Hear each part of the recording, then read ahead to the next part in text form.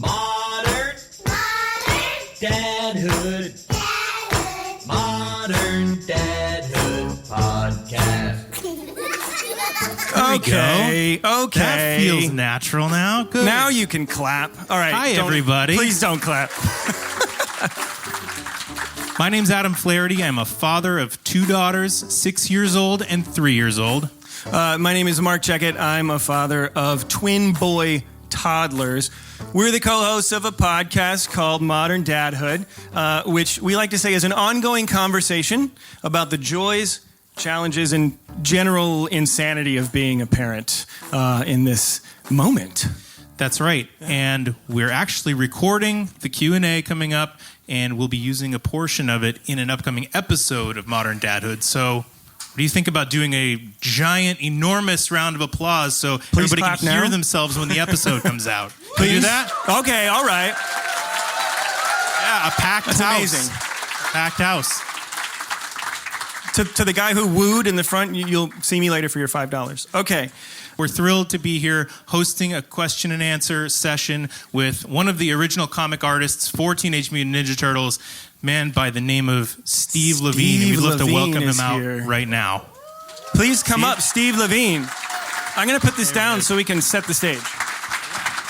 None of this has been awkward so far, so that's good. It's nice to have you here. Yeah. Nice being here in this living room. Let's put this down. Is it okay to put my feet on the table? It's not my table, so yeah, you may. Go for it. No, it looks like he's putting stuff out, so.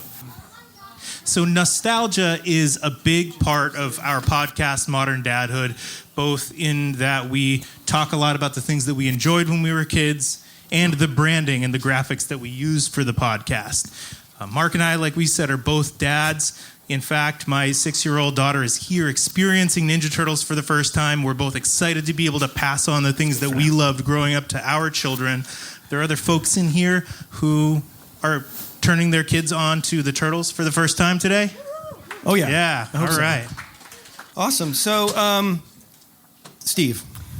Yes. Did I pronounce that right? It is. Okay. That's correct. Whew.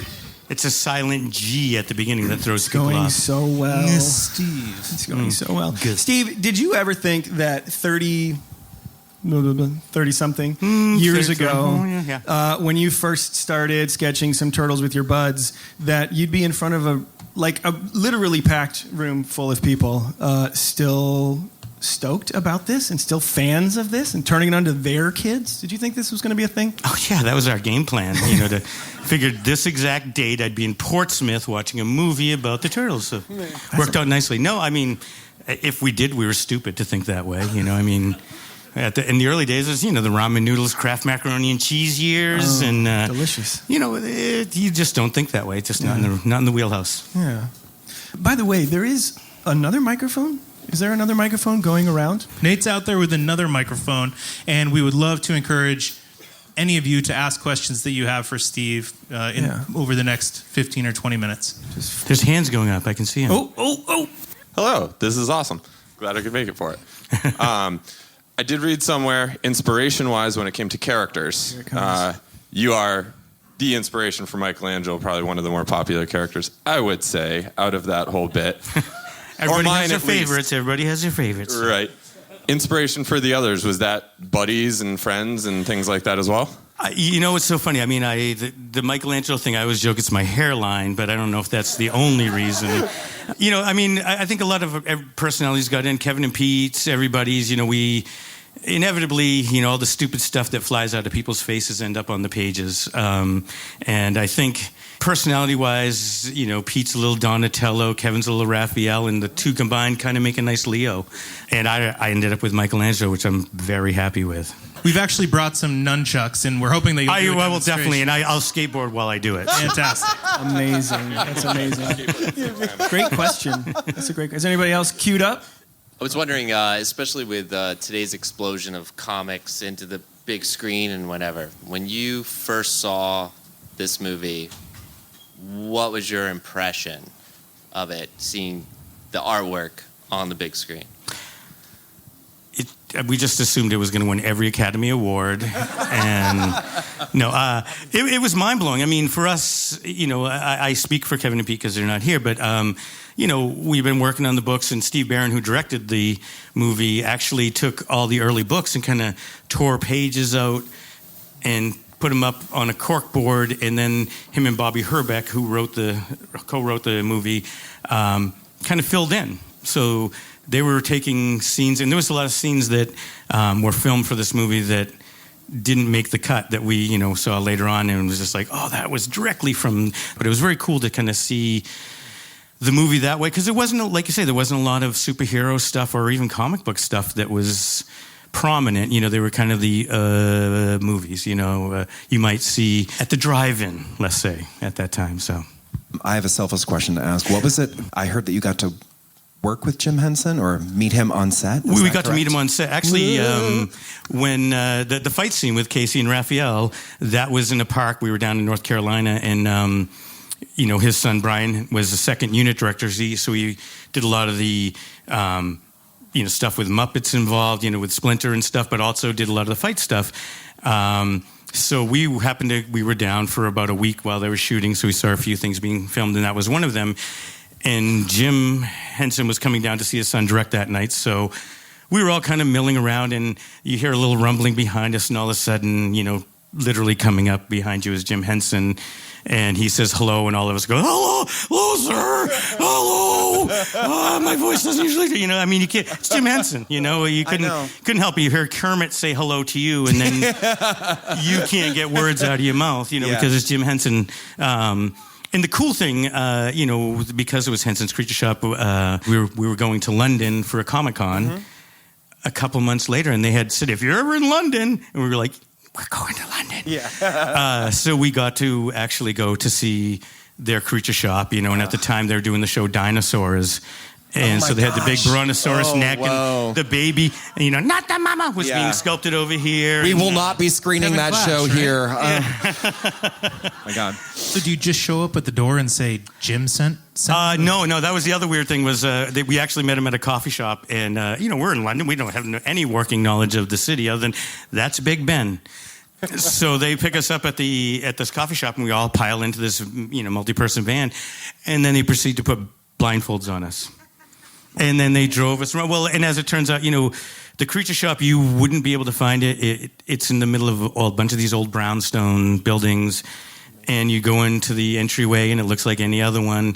Once you open up the door, they had gutted the entire building, and that's where the Creature Shop was. Downstairs was Muppet Town. Every fur, every googly eye, everything you wanted was downstairs to make a Muppet, and then all the stuff being sculpted was upstairs. It was really cool. Oh, my God. When you started drawing, full time as a profession, as a career, what did your family think about that? Especially given that you were drawing teenage turtles that were eating pizza and fighting people. Well, it's funny. When I first started, I had a good job. I again mentioned I went from kind of high school, a couple of years of work, to then Kevin and Pete starting the Turtles, and Kevin asking me to join on. So my parents hated me. They thought I was an idiot, and they knew Kevin. They knew Kevin because we went to high school together.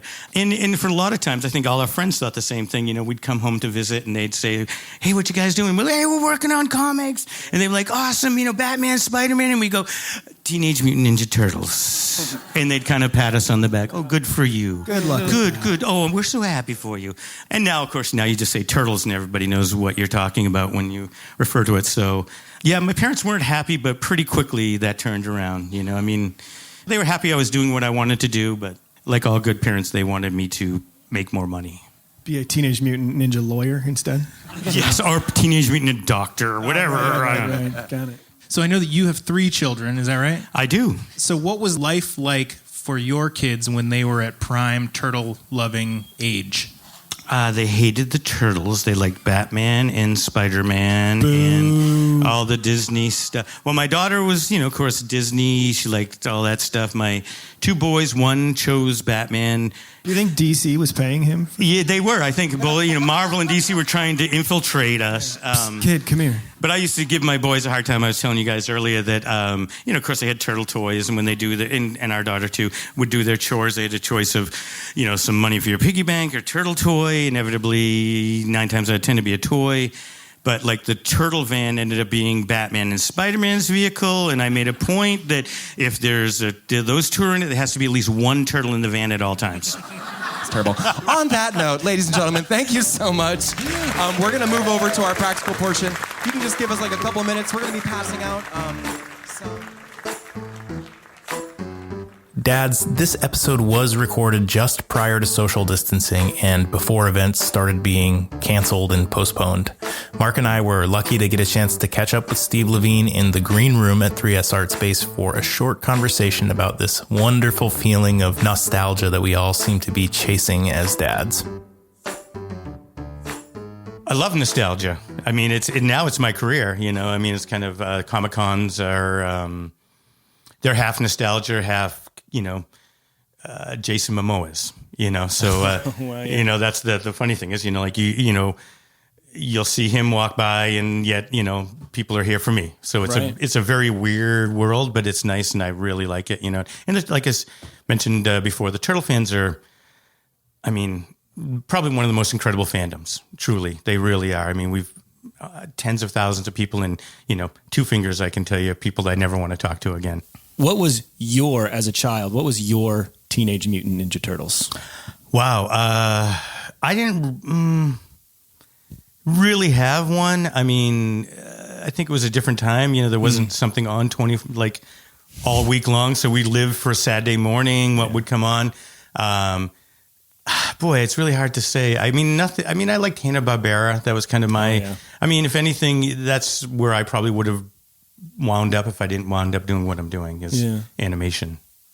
Is that where you think you got the spark?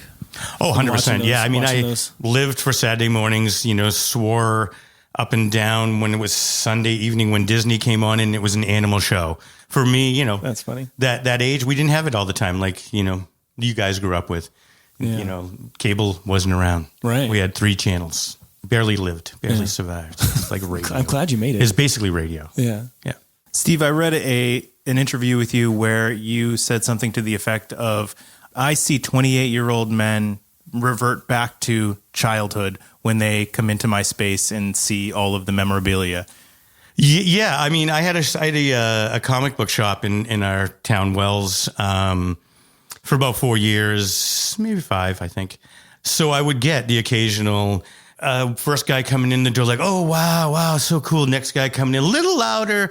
By the third guy, they're screaming like a little kid. And I used to joke, like, I know what you were like as an 8-year-old child because you're 28 and you're running around screaming like that. And like, exactly what I was.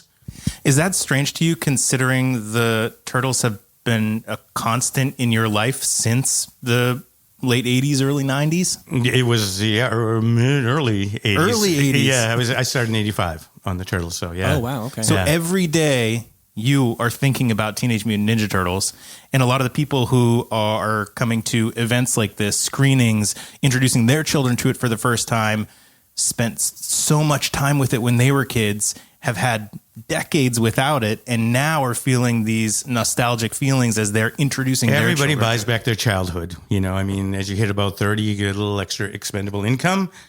I did. We all did. Went and found those toys that our parents wouldn't get us, and now they're in my studio. Take that, Mom. Yeah, exactly. Told you I would get it. It's very bizarre. For me, I like you say, thinking about the shows, it's not even part of the process. It's weird. Weird to me is still at times. I remember the first time, the Turtles had come on, the cartoon was out, and all of a sudden they were on Jeopardy as a question. Me and Kevin were living together in an apartment before we had wives, and it just blew our mind. You would have thought that was the coolest thing in the world. Oh my God, that's a question on Jeopardy. That's when those things really hit us weird. And now it's just bizarre. It just seems normal, but also at times weird. There's a new version of the Turtles now, and I have to defend it to all the old Turtle fans and tell them it's not for you. It's for people this tall. You know, you're not allowed on this ride, type of a thing. So it's and now that Viacom owns them, they're around forever. Yeah. They're a forever property, which is But things coming back like that in new forms, it really just gives you the opportunity as I'll say me, somebody who's 38 years old, the opportunity. That's an in for us. Those of us who are now parents who have kids of our own, they're excited about something. Like, would our kids have been excited about something that we were excited about as kids if they didn't have their own version of that thing today? Do you know what I'm saying? So at least it gets that spark for them going that you can then. It's an entry point. It's an entry point, and then you Well go. put. But mine were cooler. Check out mine. They were way better than that new show you're watching. Let me show you the original. Right, but and again, that's just how everyone's brain works. I always go like, have you ever rewatched the cartoon? It's like it's not that because we really didn't. I think we watched about the first week of the cartoon. The only time we actually paid attention to an episode is if we had a toy character that we created that was going to be in an episode. Then we would get a little bit of script approval and the look of the character because they would have to change it to simplify it for animation. So a lot of nostalgia is really about tapping into the joy and the passion that you felt at a previous time in your life. I have these really fond memories of playing with my friend Ted when we were kids with the action figures. And somehow, we would play with these things all day long. And somehow we ended up dismembering some of them and burying them in his yard. So somewhere in Falmouth, Maine, there's a yard that has arms and legs of Leonardo and zombie Donatello turtles buried in the ground. Exactly. Ted, if you're listening, help us find the body. Yeah, rescue the turtles. We know where Ted and I could. You think he still knows? Where I think he and I could put our brains together and give some pretty precise coordinates. We might go on a mission to dig these up. There you go. All right. It must feel good to know that your creativity and your art accompanies, or has promoted a lot of genuinely fun and imaginative times for young people. Yeah, that's the. It's kind of the nice thing about the whole thing is there's a whole generation now, but almost 2 generations, it feels like, of up and coming, young professional artists that are way better than at a skill level that we ever were or ever will be. It always blows my mind, and I have people come up and thank me, and I'm like, for what? And they're like, you inspired me to become an artist. And it's like, I didn't. I was having a blast. I did what I loved. That's all I was doing. That was the wonderful thing, and maybe it came through. We had a blast. It was a great work environment. Kevin and Pete being artists, so they gave us freedom, which is, I always joke, like they were very gracious. They let everybody play in the toy box. Like if you wanted to do a turtle story in your style, sure, you go ahead and have fun with them. They were always gracious that way, and that's not normal with a lot of properties or characters. So. Thank you so much, Steve Lavigne. We really appreciate having you.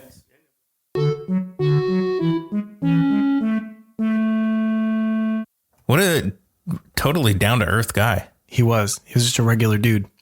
Totally unsuspecting. You could walk by this guy on the street and would never think twice. Same with his wife, who was so nice. You would walk by them and never in a million years think that he was so instrumental in the Ninja Turtles from a very early stage.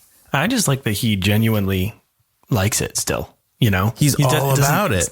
Yeah, he doesn't come across as being like, ugh, I still got to talk about this stuff.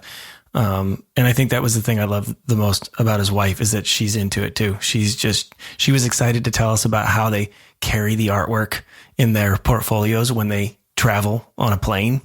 She also showed us a photo of her on set for the live action movie with some of the Foot Clan guys, like with their masks off, like on lunch break. She had a Foot Clan. Yeah, she had a Foot Clan hood on. Yeah, they were super cool people. Great people, really great event. It was. I loved seeing the movie again. I loved having Sarah and our 6-year-old daughter there to see it for the first time, and now she wants to know when she can watch it again. I did love seeing how many parents were in the audience with a kid. I think that really does speak to how we just became enamored with these characters as kids and truly are excited to relive that, and that really is like, all joking aside, that's really what nostalgia is, right? It's the longing to revisit the feelings that you were having during whatever the nostalgic thing is. Yeah, it's funny. I was just something that's been making me feel like just nostalgic as heck lately are Matchbox cars. Because my kids now have I don't even know where they've gotten them from, but they've got they've got a bunch of little Matchbox cars. And just this afternoon, I was laying on the couch.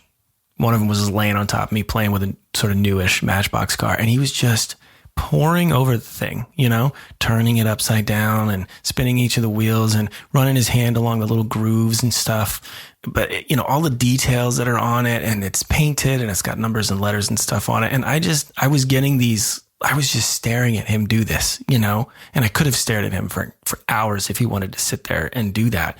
Cause I was just reveling in these thoughts of me at that, well, maybe not quite that young, but when I was a kid, same thing. I would spend hours just lining them up, looking at every little last detail of them. I mean, nothing else mattered in those moments at that age.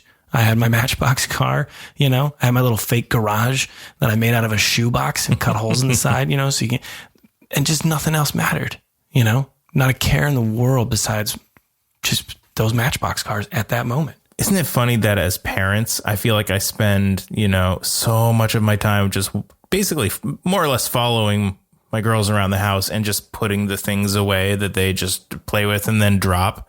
We have this toy box that's full of dress up stuff. And every time one of the girls goes in, she's pulling everything out of it and it's all just on the floor. And it doesn't take me long to clean up. I throw it right back in there. But now we just so carelessly just throw a toy or possession back wherever to get it out of the way. But when you're a kid, that thing has so much meaning and you just study it and invest so much of your time in just focusing on that thing. It's funny. I was looking at one of their toys earlier today because we were outside playing, and one of my sons just getting too big for this trike that we have. But I was looking at the trike and I was like, I can't wait to throw that thing in the garbage. But now here I am thinking about it. What does it mean to him? Does it mean something more to him? And is that worth hanging on to it? It certainly means something to him now, but two thoughts around that. One, you could keep it and show it to him in 15 years or 20 years, and he might be like, oh, that is so nostalgic, and that did mean a lot to me. Or you could throw it away tomorrow. It disappears. You never think of it again, and he never thinks of it again, regardless of the meaning it had to him. We have so many toys from the girls, and you just get more at every birthday and every holiday. And we try to recycle stuff, so we take stuff out of rotation, put other stuff back in, but we never do it. And so now we just have several big bins that are tucked away in storage that are all the old toys, and there's some really good stuff in there that I know have so much meaning to my girls, at the time, but they don't even notice things are gone. They don't even notice. So as long as I can get past the my sentimentality for it, that's the hard part, because most of the time they don't even ever think about it again. Nostalgia, man.